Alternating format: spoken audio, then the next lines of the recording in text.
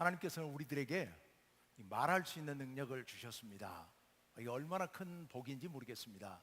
그래서 우리는 많은 말들을 하면서 살죠. 근데 여러분, 남 얘기를 많이 합니까? 아니면 내 얘기를 많이 합니까? 나에 대한 이야기를 많이 합니까? 주로 남에 대한 이야기를 많이 하죠. 나에 대한 얘기를 하는 것은 상당히 부담스럽습니다. 저도 여기서 늘 이렇게 설교를 하지만 제 얘기를 거의 안 한다고 생각을 하는데 그래도 가끔 하긴 하죠. 가끔 하는 것도 굉장히 사실 부담스럽습니다. 조심스럽습니다. 왜냐하면 제가 좀 잘하고 좋은 얘기들을 하면 이거 꼭 자랑하는 것 같아가지고 여러분이 그렇게 생각 안 하시는 거 제가 알고 있긴 합니다. 제가 하는 얘기를 제 자랑이라고 생각하지 않으리라고 하는 거 제가 알고 있습니다만은 어쨌건 저는 좀 부담스러워요. 반대로 저의 좋지 않은 이야기를 하기는 더 어렵습니다. 왜냐하면 저의 부족한 부분들이 노출되고 드러나고 그렇게 되기 때문에 사실은 저의 수치스러운 이야기, 좋지 않은 이야기를 잘 안 하게 됩니다. 그런데 오늘 우리가 읽었던 마태복음 말씀에 보면 자기의 감추고 싶은 이야기, 정말 수치스러운 이야기를 길게 자세하게 이야기하는 사람이 있습니다. 그 사람이 누구냐면 오늘 우리가 읽은 성경 마태복음의 저자 마태입니다. 마태복음의 저자 마태요. 오늘 우리가 읽었던 마태복음 9장 말씀에 보면 예수님께서 세리 마태를, 세관에 앉아있는 세리 마태를 불러서 제자 삼으시는 이야기가 나옵니다. 근데 똑같은 말씀이 마가복음에도 있고 누가복음에도 있습니다. 근데요, 마가복음이나 누가복음에는 그 세리 이름을 레위라고 기록하고 있습니다. 레위라고 기록하고 있어요. 그런데 이 마태복음은 그 세리 이름을 마태라고 이야기를 하고 있습니다. 그럼 무슨 얘기입니까? 자기가 그 세리라는 것을 밝히고 있는 겁니다. 학자들에 따르면 마가복음이 마태복음보다도 먼저 기록됐다는 것이 정설입니다. 이제 마가복음이 먼저 기록이 됐어요. 근데 그 세리 이름을 뭐라고 기록했다고요? 레위라고 기록해 놨습니다. 그런데 마태는 자기가 성경을 기록하면서, 마태복음을 기록하면서 그 세리가 자기 연노라고, 마태 연노라고 기록하고 있는 겁니다. 세리가 자랑스러운 직업이거나 아니면 보통의 직업만 됐더라도 충분히 이해할 수 있죠. 내 일이니까 내가 그랬다라고 이야기할 수 있을 겁니다만은 우리가 잘 알고 있는 것처럼 그 당시 사회에서 세리라고 하는 직업은 도저히 말하고 싶지 않은, 우리 조상 3대 아니 10대 조상 중에도 세리 한 명이 있었다면 그 세리가 있었다는 얘기 자체도 꽁꽁 감추고 싶었을 겁니다. 그거 이야기하고 싶은 사람이 아무도 없었을 거예요. 너무도 수치스러운 직업이었으니까요. 과거 우리 조상들 가운데 백정이라든지 무당이라든지 이런 직업을 갖고 있었던 사람들은 그 직업을 말하기를 꺼려했죠. 근데요, 유대 사회에서 세리라고 하는 직업은 우리나라의 과거 100년 전에 백정이나 무당 직업보다 훨씬 더 수치스러운 직업, 혐오스러운 직업이었던 겁니다. 누구도 말하고 싶지 않은 직업이었을 거예요. 물론 지금도 세리라면 어쩔 수 없죠. 다 알게 된다면. 그런데 지금은 세리가 아니거든요. 예수님의 제자가 되었거든요. 근데 그럼에도 불구하고 마태는 자기가 그 세리였노라고, 이미 마가가 레위라고 다른 이름으로 말해놨는데도 불구하고 마태는 굳이 자기였노라고 그렇게 고백하고 있는 겁니다. 여러분, 왜 그랬을까요? 마태가 철이 없어 그랬을까요? 그럴 리가 없죠. 마태는 그 이야기 속에 담겨있는, 자기가 이 이야기를 하지 않고는 견딜 수 없는 놀라운 은혜로운 이야기, 이야기가 그 안에 숨어 있었기 때문입니다. 이 얘기는 반드시 하지 않고는 견딜 수 없는, 근데 그게 남 얘기로 하기에는 너무 아까운, 내 얘기라고 해야 그 이야기가 훨씬 더 은혜롭고 설득력이 있을 것 같아서, 그래서 아마 이 마태는 이 이야기를, 이런 고백을 했을 겁니다. 나는 전직이 세리였노라고. 그 혐오스러운, 아무도 인간 대접해 주지 않는 그 세리였노라고 고백하고 있는 겁니다. 그러니 여러분, 오늘 말씀을 허투루 읽지 마시길 바랍니다. 물론 하나님 말씀이라고 생각하고 허투루 읽는 분은 한 분도 안 계셨겠지만, 여러분, 세리가요, 자기의 그 수치스러운 과거를 이르락 물고 실토하면서 고백하고 있는 이야기입니다. 이 이야기 속에 너무도 은혜로운 말씀이 숨어 있기 때문에 그 얘기를 지금 고백하고 있는 겁니다. 왜 이런 고백을 하고 있을까요? 오늘 읽은 본문은 중간에 몇 절을 건너뛰었습니다만은 사실은 세 가지 에피소드가 수록되어 있는, 모여져 있는 이야기입니다. 세 가지 이야기, 세 가지 짧은 이야기. 그런데 그 세 가지 짧은 이야기에 공통점이 있습니다. 그 공통점이 뭘까? 죽었다가 살아난 사람들 이야기입니다. 죽었다가 살아난 사람들. 여러분, 죽었다가 살아난 사람을 만나기는 쉽지 않은 일이지요. 그런데 이 세 사람, 지금 마태가 이야기하고 있는 이 세 가지 이야기는 다, 세 사람 다 죽었다가 살아난 사람들 이야기. 자, 첫 번째 죽었다 살아난 사람, 마태. 이 세리 마태. 근데 우리가 읽었던 본문 말씀에 보면 세리 마태가 죽었다가 살아났던 이야기가, 죽었다는 이야기 자체가 아예 없습니다. 근데 왜 세리 마태를 보고 죽었다가 살아났다고 이야기를 할까요? 여러분, 이 세리 마태, 그가 예수님과 함께 식사를 하고 있었는데요, 그 모습을 본 바리새인들이 하는 이야기를 한번 들어봅시다. 11절 말씀입니다. 11절 말씀 다 같이 한번 읽어봅시다. 시작.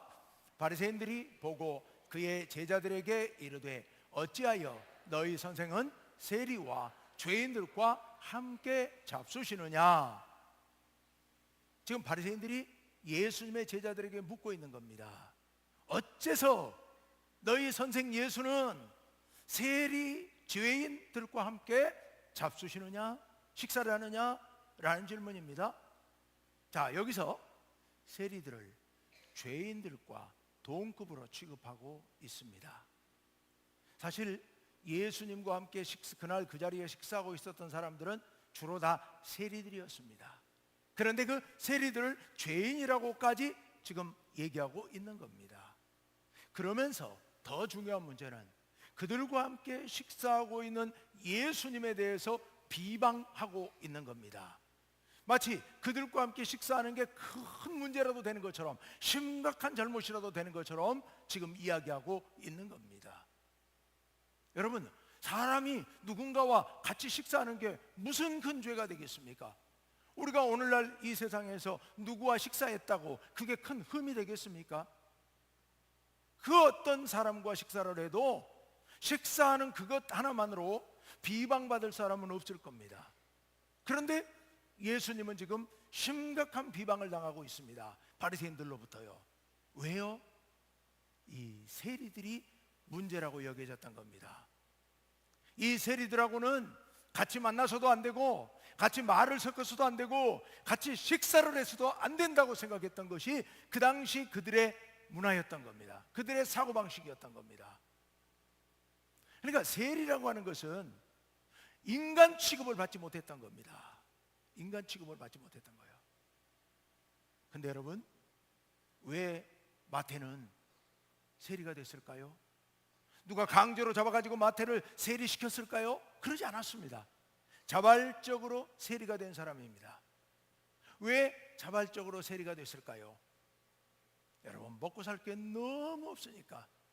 그 당시 갈릴리에 그렇지 않은 보통 사람들도 다 먹고 살 게 없어 굶주리는 사람들이었어요. 갈릴리 땅은 풍요로운 땅이었습니다.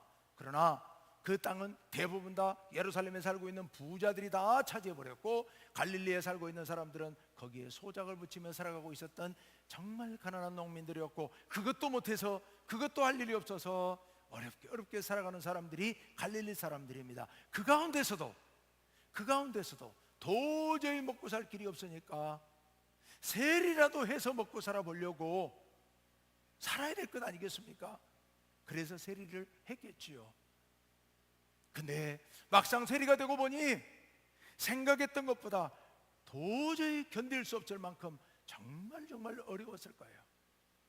사람 취급을 받지 못한다고 하는 거, 그림자 취급을 받는다고 하는 거, 혐오스러운 동물 취급을 받는다고 하는 거, 이거 여러분 정말 당해보면 도저히 견딜 수 없는 그런 아픔이고 어려움일 겁니다. 마태는 지금 그런 어려움을 당하고 있는 겁니다. 살아있다고는 하지만 살았다고 말할 수 없는, 살아있지만 죽은 것과 같은, 인간 취급을 받지 못하는 이런 아픔 가운데서 살아가고 있는 겁니다. 그런 마태가 이제 예수님의 제자가 된 겁니다. 그러니까 마태는 죽었다가 살아난 사람인 거예요. 마태는 죽었다 살아난 사람이에요. 두 번째 등장하는 인물, 혈루증 여인이에요. 예수님께서 제자들과 함께 이야기를 하고 있는데 한 관리가 왔습니다. 와서 자기 딸이 죽었으니 자기 딸 좀 와서 살려달라고 예수님을 데려갑니다. 예수님이 그 관리의 말을 듣고 그 사람을 따라갑니다. 그런데 길에서 가다가 문제가 생깁니다. 12년 동안이나 혈루증을 앓던 여인이요, 하혈을 하는 여인이에요. 하혈이 멈추지 않는 여인, 12년 동안을. 그래서 다른 복음서에 보면, 마태복음에 간단히 기록하고 있습니다만은 다른 복음서에 보면은 이 여인이 이 병을 고치기 위해 여러 의사들을 만나서 찾아다니면서 많은 괴로움을 당했다고 얘기하고 있습니다. 왜 의사들을 찾아가는데 괴로움을 당했을까요? 당시 의사라는 사람들이 오늘날처럼 이런 의술을 익힌 사람들이 아니고 주로 주술사들, 마술사들, 이런 사람들이에요. 그러니까 그런 사람들이 상식적이지 않은 방법을 가지고 와가지고서 그 병 이렇게 하면 고침을 받는다, 저렇게 하면 고침을 받는다 하면서 이상한 짓들을 자꾸 시켜가지고 내내 고통스럽게 고통을 당하면서 그렇게 살아가고 있었던 겁니다. 뿐만 아니라 그가 그렇게 고백합니다. 가진 것들을 다 허비해버렸다고요. 그렇게 의사들을 찾아다니면서, 사이비 의사들을 찾아다니면서 가진 돈을 다 써버렸던 겁니다. 그런데 그럼에도 불구하고 병은 전혀 고쳐지지 않았어요. 전혀 낫지 않은 거예요. 이런 여인, 그뿐이 아닙니다. 여러분, 이 여인이 12년 동안 하혈을 했으니 그 당시 유대인들은요, 이런 병을요 부정한 질병이라고 취급을 했습니다. 그래서 남자가 가까이 하면 안 될 질병으로 취급을 했습니다. 그러니 결혼한 여인이었다면 영락없이 이혼당했을 겁니다. 쫓겨났을 거예요. 그리고 가족들로부터도 버림당했을 거예요. 냄새가 난다고 사람들로부터 배척당했을 거예요. 부정한 여인이라고. 이스라엘에서 부정한 여인이라는 취급을 받는다는 얘기는요, 이스라엘 예배 공동체 안에 못 들어간다는 얘기입니다. 하나님께 기도해서 고침이라도 받고 싶지만 하나님 앞에 예배하는 자리에, 기도하는 자리에 나아갈 수도 없습니다. 부정한 여인이니까요. 그러니 이 여인 역시도 살았다고는 말할 수 있지만, 살아있긴 하지만, 숨은 쉬고 있지만, 먹고 살고는 있지만, 사회적으로는 사실상 죽은 것과 같은 여인이요, 아무도 인간 대접하지 않는 더러운 사람 취급하는 그런 여인, 마치 죽은 것과 같은 그런 여인이었던 거예요. 그래서 그 여인이 예수님께 이렇게 얘기하죠. 20절과 21절 말씀으로 같이 한번 읽어봅시다. 다 같이 읽습니다. 시작. 12해 동안이나 혈루증을 앓는 여자가 예수의 뒤로 와서 그 옷가를 만지니 이는 제 마음에 그 겉옷만 만져도 구원을 받겠다 함이라. 아멘. 예수님의 겉옷자락만 만져도 구원받을 것 같다, 살 것 같다 라는 얘기가, 살 것 같다, 내가 살 것 같다. 그 말씀을 받아서 예수님께서 그 마음을 아시고 하시는 말씀이 이어지는 22절 말씀이에요. 22절 말씀 다 같이 읽습니다. 시작. 예수께서 돌이켜 그를 보시며 이르시되 딸아 안심하라 내 믿음이 너를 구원하였다 하시니 여자가 그 즉시 구원을 받으니라. 아멘. 여러분 같으면 뭐라고 말씀드렸을까요? 예수님께 저 좀 고쳐주십시오라고 얘기했겠죠. 그런데 여인은 구원을 받을 것이다 라는 믿음을 갖고 붙잡았습니다. 예수님도 네가 믿었으니 내 믿음이 너를 살렸다, 너 이제 고쳐졌다, 치유받았다 이렇게 말씀을 안 하시고 너를 구원하였다, 그 즉시 구원을 받았다 라고 얘기하고 있습니다. 여기서 구원을 받았다고 하는 것은 우리가 영적으로 구원받아서 하나님의 자녀가 되었다 이런 뜻이 포함되어 있긴 하지만 그런 뜻만은 아닙니다. 여기서 구원받았다는 얘기는 직접적으로는 병이 고침받았다는 얘기고 병이 고쳐졌다는 얘기고, 그리고 또 동시에 그가 생명을 얻었다는 말이고 영원한 생명을 얻어서 하나님의 백성이 되었다는 말입니다. 이거는 총체적인 구원을 얘기하는 겁니다. 질병으로부터 우리의 영적 구원까지 다 포함한 얘기입니다. 그러니 이 여인은 이미 질병으로 죽은 것과 같았던 여인이었는데 이제 구원받고서 살아서 참 생명을 얻었다는 것을 예수님께서 이렇게 말씀해 주신 겁니다. 예수님이 이렇게 말씀하신 거예요. 자, 세 번째 이야기. 세 번째 이야기는 진짜 죽었다가 살아난 사람 이야기이죠. 진짜 죽었다 살아난 사람 이야기. 여러분, 세 번째 이야기는 이 관리의 12살 먹은 딸이 죽었습니다. 무슨 병으로 죽었는지 몰라요. 죽었습니다. 그런데요, 이 관리가 죽자 그 아버지가 예수님을 찾아와서 부탁을 한 겁니다. 살려달라고요. 그래서 예수님께서 그 관리의 말을 듣고 그 집으로 찾아가죠. 아까 혈루증 여인을 고쳐주시고 그리고 그 집으로 들어갔더니 그 집의 사람들이 피리를 불고 그리고 곡을 하고, 피리는 왜 부냐? 그 당시 그들의 장례식 문화입니다. 그 장례를 치를 때 슬픈 피리를 불었던 거예요. 그리고 울고 떠들고 있습니다. 아이가 죽었으니까. 그 당시 그 나라 사람들은 사람이 죽으면 그날 바로 당일 바로 장례를 치릅니다. 오래 놔두면 부패하니까, 날씨가 더워서 부패하니까 바로 장례를 치릅니다. 그래서 장례 치를 준비를 하고 진행 중에 있었던 겁니다. 그런데 예수님께서 뭐라고 말씀하시냐? 떠들지 마라. 이 아이가 죽은 게 아니라 잔다라고 말씀하세요. 진짜로 잠을 잔다는 뜻이 아닙니다. 진짜 죽었습니다. 그런데 예수님께서 그렇게 말씀하신 것은 이 아이가 살아날 것이다 라는 말씀을 돌려서 말씀하신 것이죠. 그래서 어쨌든 사람들이 그 말을 듣고 예수님 비웃습니다. 무슨 소리 하고 있느냐? 죽었는데 무슨 소리 하고 있느냐?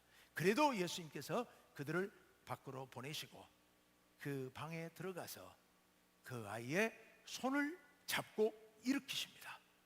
그랬더니 12살 먹은 그 아이가 죽었다가 살아난 겁니다. 살아났어요.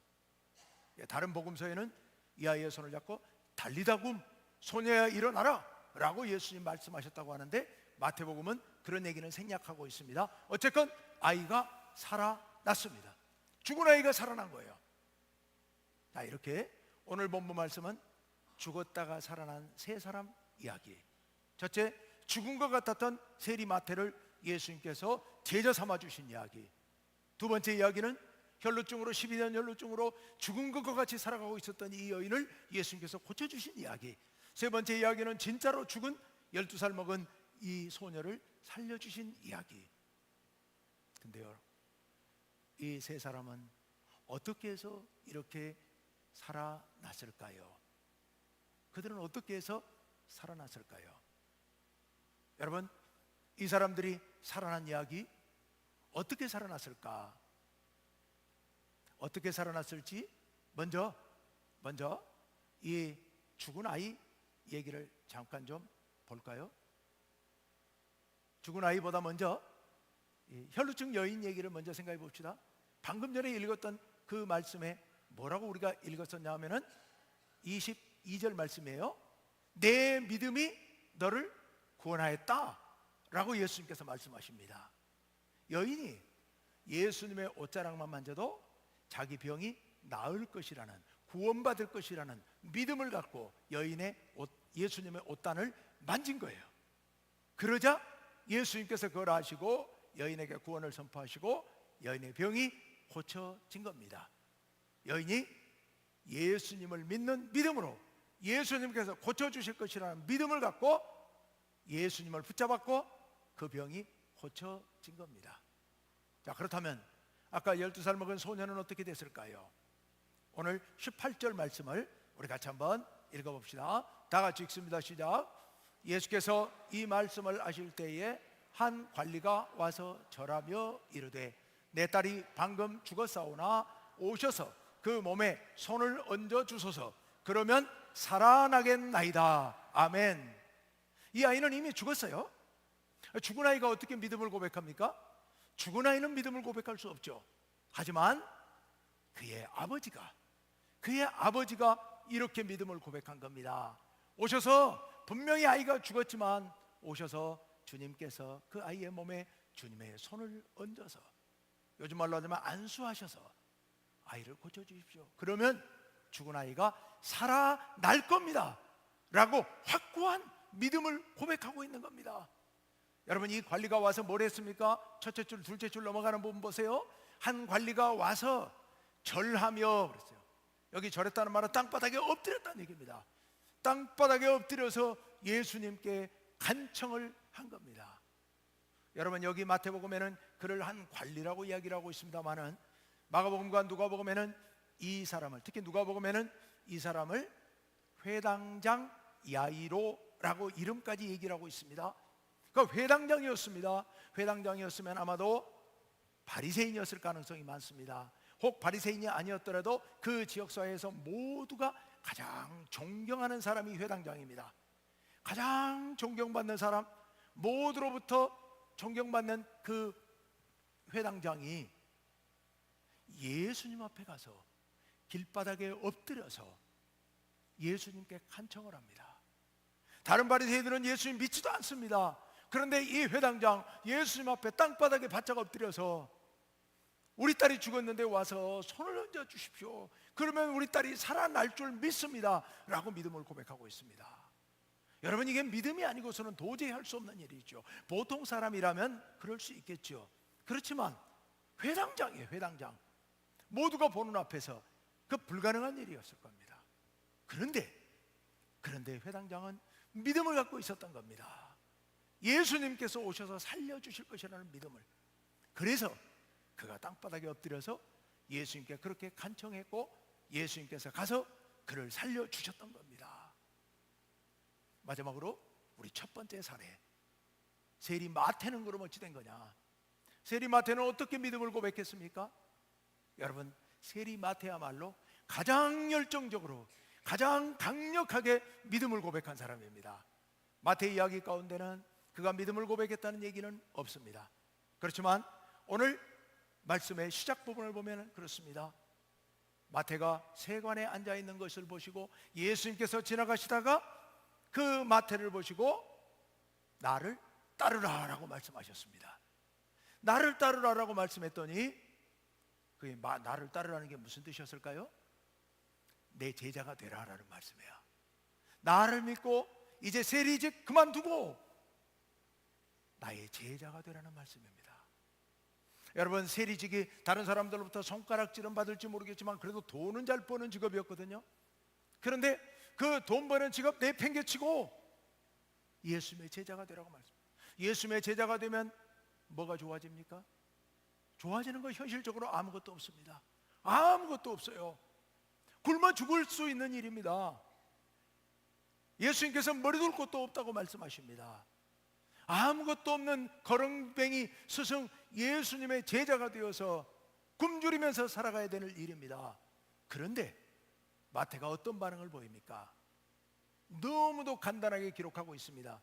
일어나 따르니라. 마가복음이나 누가복음에 보면 모든 것을 버리고 일어나서 따랐다라고 말씀하고 있습니다. 다 내팽개치고 다 내던져버리고 예수님의 뒤를 따르는 제자가 되겠다고 행동한 겁니다. 여러분, 믿음은 말로만 고백한다고 되는 게 아니죠. 일어나서 예수님을 따르는 거, 이거야말로 최고의 믿음의 고백인 줄로 믿습니다. 여기 있는 우리 성도인 모두도 바로 이렇게 일어나서 예수님을 따르는 제자가 되기로 결단하고 이 자리에 계신 줄로 믿습니다. 그렇게 믿음을 고백한 그런 제자 마태, 예수님께서는 그를 거두시고 그 세리를 당신의 제자로 삼아 주셨던 겁니다. 여러분, 죽어가던 이 세 사람 어떻게 구원받았습니까? 믿음을 고백함으로 구원받은 겁니다. 결론적 여인은 예수님께서 옷단만 만져도 고쳐질 거라는 믿음으로, 그리고 죽은 아이의 아버지는 예수님이 손만 얹으면 살아날 것으로, 마태는 예수님을 따라서 모든 걸 내버리고 제자가 되겠다는 결단으로 믿음을 고백했습니다. 그랬더니 죽었던 그들이 고침받았고 회복되어서 예수님의 사랑스러운 제자들로 살아갈 수 있게 된 겁니다. 그런데 그들이 구원받고 살아나는 데 있어서 또 마태가 오늘 자기가 세리였다는 사실을 고백하면서까지 말하려고 했던 결정적인 은혜는, 결정적인 이야기는 아직 남았습니다. 그 얘기는 아직 나오지 않았습니다. 무엇이 그렇게도 좋아서 마태는 자기가 세리였다고 하는 이 수치스러운 이야기를 당당하게 이야기하면서 이 얘기를 하고 있을까요? 예수님께서 그 마태와 그의 친구 세리들과 함께 식사를 하신 자리에 아까 바리새인들이 찾아와서 어찌해서 너의 선생은 저 더러운 세리 죄인들과 함께 식사를 하느냐라고 힐난하며 비난하면서 비웃을 때 예수님께서 그들에게 두 가지 말씀을 하시는데요, 그 두 가지 말씀 12절 13절입니다만 13절 끄트머리 말씀만 봅시다. 예수님께서 결론적으로 이런 말씀을 하십니다. 13, 그 다음 말씀 띄워주세요. 문제가 생긴 것 같으네요. 예수님께서 이렇게 말씀하시죠. 나는 의인을 구하러 오신 게 아니라 죄인을 부르러 왔노라 라고 말씀하세요. 의인을 부르러 오신 게 아니라는 거예요. 당시 바리새인들은 자기들 스스로 의인이라고 생각하고 있었습니다. 그래서 죄인인 저 더러운 세리들, 저것들을 부르러 오신 게 아니라, 만약에 메시아라면, 예수님은 메시아라면 우리 같은 바리새인들을 부르러 오셔야 맞는데 라는 생각으로 예수님을 비방했던 겁니다. 그런데 예수님께서는 너희 같은 자칭 의인들을 부르러 오신 게 아니라 이런 세리와 죄인들 같은 이런 죄인들을 부르러 오셨노라고 예수님 말씀하신 겁니다. 예수님께서는 이런 죄인들을 부르러 오셨습니다. 그래서 어찌 됐습니까? 사람들로부터 비방을 당합니다. 나중에 예수님의 별명이 붙어요. 뭐라고 붙어요? 세리와 죄인의 친구라는 별명이 붙어요. 예수님은 세리와 죄인의 친구라는 별명이 붙습니다. 그 부정한 세리와 죄인들의 친구라는 별명이 붙으면서까지도, 즉 예수님께서 욕을 먹으시면서도, 부정한 사람이라는 비난을 받으면서도 예수님께서는 그 세리와 죄인들을 찾아가시고 그들과 친구가 되어주시고 그들과 함께 해주셨던 겁니다. 여러분, 혈루증 여인을 생각해 보시기 바랍니다. 혈루증 여인은 부정한 여인입니다. 유대인들의 율법에 따르면 부정한 여인과 접촉하면 접촉한 사람도 부정해져 버리는 겁니다. 부정하다는 취급을 받게 되면 그 다음부터 문제가 아주 복잡해집니다. 복잡한 절차를 거쳐서 그 부정을 정결케 하지 않으면 안 됩니다. 그런데 예수님께서는 당신도 부정하게 될 것을 무릅쓰고 자기의 옷자락을 만진 여인, 예수님께서 슬쩍 모른 척 그냥 가셨어도 돼요. 왜냐하면 그 여인은 옷자락을 만지는 순간 이미 고쳐졌어요. 근데도 불구하고 예수님께서는 굳이 그 사람에게 드러내서 그 사람의 사연을 들어보시며 그에게 구원을 선포하시면서 편안하게 돌아갈 수 있도록, 예수님의 제자로 살아갈 수 있도록 예수님 그렇게 선포하십니다. 당신이 부정한 여인과 접촉했다고 하는 이런 비난을 받을 것을 무릅쓰고 그 일을 감내하신 겁니다. 이 더러운 여인과 접촉했다는 여인을 그런 소리를 들으면서도요. 여러분, 세 번째 이야기도 그렇습니다. 유대인의 율법에 따르면 가장 많이 부정해지는 것이 무엇이냐? 시신을 만지는 겁니다. 시신을 만지면 그가 누구이든 시신을 만진 사람은 부정해지는 겁니다. 부정해지기 때문에 아까 말씀드렸던 그런 복잡한 처분을 받아야 되는 겁니다. 그런데 지금 죽은 아이의 시신에 손을 얹어달라고 부탁을 하는 겁니다. 예수님께서는 단 한마디도 조건 붙이지 아니하시고 그를 향해 걸어가시죠. 그리고 가셨고 그 아이의, 죽은 아이의 손을 붙잡으십니다. 손을 붙잡으세요. 시신을 붙잡으신 거예요. 죽은 시신을 붙잡으셔요. 오늘 우리들도 시신에 손을 대기가 부담스럽습니다. 근데 그 당시 그 사회에서 시신에 손을 대면 부정해져 버린다고 하는, 여러분 이스라엘 사회에서 부정해진다고 하는 것은 이건 정말 감당하기 어려운 문제입니다. 근데 예수님께서 그 시신에 손을 대시고 그의 손을 잡아서 이렇게 세우신 겁니다. 예수님께서는요, 이 죽어가는 이 세 사람을 살려주시기 위하여 당신 자신이 부정해지는 것을 감내하시면서, 당신 자신이 죄인 취급을 받고 당신 자신이 부정한 사람 취급을 받으시면서 그 세 사람을 살려주신 겁니다. 살려주신 거예요. 여러분, 그런데요, 죽어가는 사람이 그 세 사람뿐입니까? 죽어가는 사람이 그 세 사람뿐이 아닙니다. 우리 모든 인류는 죄인들입니다. 더러운 죄악 가운데 빠져 있습니다. 하나님을 배반하고 죄악을 지으며 죄악 가운데서 죄악과 짝하면서 죄악을 먹고 마시면서 살아가는 죄인들입니다. 우리 모두 다 멸망을 향해 걸어가는 사람들입니다.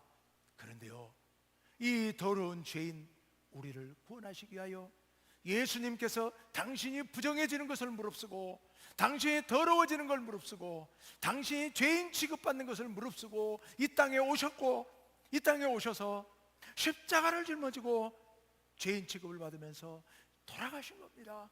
예수님이 돌아가신 후에도 예수님의 복음을 선포하는 사도들이 많은 어려움을 겪은 게, 나무에 달려 죽은 사람은 부정한 사람인데 너희는 어떻게 그 부정한 예수를 믿는다고 하면서 그 부정한 예수를 전할 수 있느냐? 이렇게까지 공격을 받았거든요.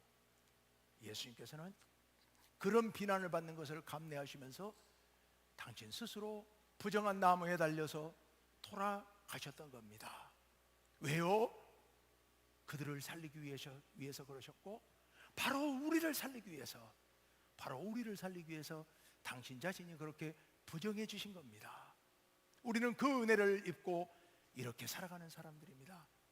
마태는 이 놀라운 은혜, 당신 자신이 그렇게 부정한 취급을 받을 것을 각오하시면서, 그렇게 바리새인들로부터 비난받을 것을 각오하시면서 자기를 불러서 제자 삼아주신 이 은혜가 너무도 커서 자기가 세리였다는 사실, 이거 감추지 아니하고 드러내면서, 복음서 안에 문서로 명문화시켜서 드러내면서까지 예수님께서 우리를 그렇게 살려주셨노라고 자랑스럽게 고백하고 있는 겁니다. 여러분, 우리도 마태처럼 이렇게 자랑스럽게 고백하며 삽시다. 우리 다 죽을 죄인이었는데 예수님께서 우리를 위해서 그거 무릅쓰고 오셔서 건져주셨다고, 그래서 내가 이렇게 살았다고 자랑합시다. 고백합시다. 뿐만 아니라 우리 주변에 있는 주님을 모르는 사람들, 다 죄악 가운데 죽어가는 사람들 아닙니까? 그 죽어가는 사람들을 향해서 우리도 예수님처럼 부정해지는 것을 무릅쓰고 각오하고 나아가야 될 줄로 믿습니다. 사람들이 예수 믿는 사람들이라고 우리를 비방할지라도, 사람들이 우리가 예수 믿고 전도한다고 우리를 욕할지라도, 물론 우리가 몰상식한 방법으로 복음을 전하다가 비방을 받으면 안 돼요. 그건 조심해야 됩니다. 우리가 주님의 복음을 온 마음을 다하여 최대한 겸손하게 내가 온 힘을 다하여서 복음을 전해야 될 줄로 믿습니다. 그렇게 하다가 우리가 욕을 먹고 우리가 부정한 꼴을 당한다 하더라도 그것이 예수님을 닮은 제자의 모습이라는 사실을 기억하면서 우리도 그렇게 나가야 될 줄로 믿습니다. 평생 잊지 맙시다. 나를 살리기 위해서 예수님께서 죄인이 되셨고 예수님께서 부정해 주셨다고 하는 사실, 그래서 우리도 이렇게 구원받았고 우리도 이제는 예수님을 본받아 그렇게 되어야 한다는 사실을 명심하시고 살아가시기를 간절히 바랍니다. 함께 기도합시다. 아버지 하나님, 이 부정한 죄인들, 죄로 인해서 죽어가는 우리를 살리시기 위하여 부정함을 무릅쓰고 죄인됨을 무릅쓰고 이 땅에 오셔서 십자가에 달려 돌아가심으로 우리를 구원하여 주시니 감사합니다. 죽어간 우리를 살리셨고, 그래서 우리가 이렇게 살아서 참 생명을 누리며 하나님의 자녀로서 이 기쁨을 누리게 하시니 참으로 감사합니다. 아버지 하나님, 이 생명을 주신 것 참으로 감사하며 기뻐하며 살게 하여 주시고, 우리가 나가서 우리도 예수님처럼 부정해지는 것을 무릅쓰고 나가서 죽어가는 생명들에게 주의 생명의 복음을 증거하게 하여 주옵소서. 예수님 이름으로 기도합니다. 아멘. 사도신